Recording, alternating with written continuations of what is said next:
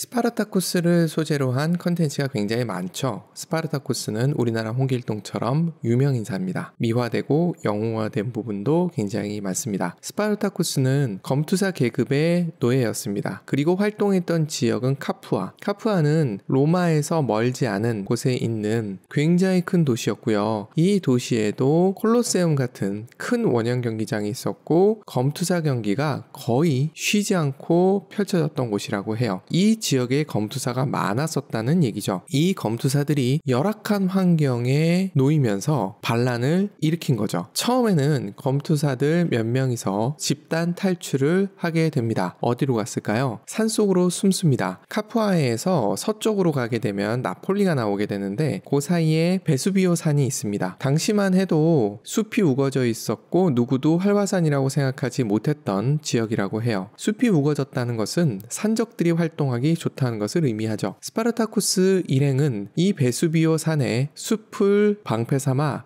산적질을 하게 됩니다. 그런데 워낙에 로마의 정규군을 잘 요리했던 것 같아요. 여기에는 로마의 군사력의 약화도 한몫합니다. 그러다 보니 주변에 많은 빈민층들이 스파르타쿠스 휘하로 모이게 됩니다. 그래서 세력이 점점 커진 거죠. 세력이 커지면 좋은 것은 로마 정규군과 전투에서 유리한 고지를 점유할 수 있다는 것이죠. 하지만 입이 많아진 것은 결국은 산적질을 더 대규모로 해야 된다는 것을 의미하죠. 그러다 보니 더 큰 충돌이 일어나게 되고 로마 내에서도 정규군을 더 많이 보내서 진압을 하고자 합니다. 그런데 진압이 잘 안 돼요. 이 배경에 스파르타쿠스라는 사람이 있었다라고들 이야기를 합니다. 왜냐하면 당시에 사료가 거의 남아있지 않고 특히나 반란군 쪽 사료라는 것은 존재하기 힘들기 때문에 스파르타쿠스라는 사람 자체에 대한 자료는 거의 없다고 볼 수 있죠. 단지 그가 로마 정규군과 어떤 식으로 대치를 했느냐를 보면서 그의 출신 또는 그의 능력을 추정할 뿐입니다. 검투사들이 당연히 칼싸움은 잘했을 거예요. 하지만 이건 1대1인 경우고요. 전투라는 거는 다대다거든요. 그럼 전략 전술도 필요하고 이걸 잘 운영하기 위해선 리더십도 필요합니다. 스파르타쿠스는 이러한 두 가지를 다 갖춘 인물로 여겨져요. 그래서 트리키아 출신이라는 흔적을 가지고 이 사람이 트리키아의 왕자라고 이야기하는 경우도 있고요. 그리고 로마가 동맹국의 군인들과 전쟁을 하는 것이 일반적이었는데 그때 장교로 있었던 사람이 아니냐라는 추정도 하고요. 로마 정규군과 붙었었던 로마의 적 장교였었다는 말도 흘러나옵니다. 특히 검투사들은 본인의 무력을 믿고 누구의 말도 잘 듣지 않으려는 모습을 많이 보였을 거예요. 스파르타쿠스 진영 내에 힘이 있는 사람들, 다시 얘기해서 검투사들이겠죠. 이들 간에 논쟁이 굉장히 많았다고 해요. 그걸 추정하는 것 중에 하나가 카푸아에서 봉기를 해서 일어나고 베수비오산에서 산적질을 하다가 이들이 자유를 찾아서 로마를 벗어나기로 결정을 한 듯 하다라고 이야기를 해요. 왜냐하면 북쪽으로 계속 올라가거든요. 그런데 갑자기 로마의 북쪽 경계선을 만났을 때 되돌아옵니다. 이유는 알 수 없다고 해요. 추정은 스파르타쿠스 진영에 있었던 사람들이 로마를 벗어나면 더 먹고 살기 힘들다. 그냥 약탈하면서 살자라고 얘기했을 거라고 추정을 해요. 스파르타쿠스도 이들을 억제하지 못한 것이 아니냐라고 얘기를 해요. 그 정도의 카리스마가 있었던 인물은 아니지 않나라는 추정도 가능해집니다. 다시 남쪽으로 내려옵니다. 이때부터는 로마도 진심입니다. 정규군을 더 많이 보내고요. 더 적극적으로 대처를 해나갑니다. 하지만 계속 밀려요. 이 당시 로마는 거의 망해가는 분위기였다고 보시면 돼요. 어느 한 나라가 망할 때의 모습을 보면 지도층에서는 자기 이익만 챙기고 어렵게 사는 사람은 나 몰라라 하고 그러다 보면 당연히 군대는 개판이고 그러다 보면 당연히 내란이 일어난 것을 진압을 못하죠. 그리고 나라가 망해요. 거의 그 상황에 와 있었기 때문에 로마 정규군이 스파르타쿠스 반란군을 이겨내지를 못합니다. 스파르타쿠스 군대는 정규군이 아니었기 때문에 게릴라전에 훨씬 더 유리했을 거예요. 그래서 간 곳이 이탈리아 반도 남서부 해안 쪽입니다. 이탈리아 반도를 장화라고 치면 발등에 해당하는 부분이죠. 이 지역은 한니발이 마지막까지 세력을 유지하면서 로마를 괴롭혔던 바로 그 지역이에요. 이 지역은 높은 산이 많고요. 그러다 보니 게릴라전도 유리했던 거죠. 정규군을 계속 괴롭히고 있었던 겁니다. 로마에도 유능한 장군이 없었던 건 아니에요. 폼페이우스와 마르쿠스 피우스 같은 같은 사람이 있었습니다. 하지만 이들은 스페인에서 벌어지고 있었던 내란을 진압하기 위해서 출정을 나가 있는 상태였어요. 그리고 스페인에서 내전을 주도하고 있었던 세트루니우스가 워낙에 유능한 장군이었기 때문에 쉽지 않은 전쟁을 이어가고 있었던 거죠. 그 상황에서 스파르타쿠스 노예 반란을 진압하기 위해서 나선 사람은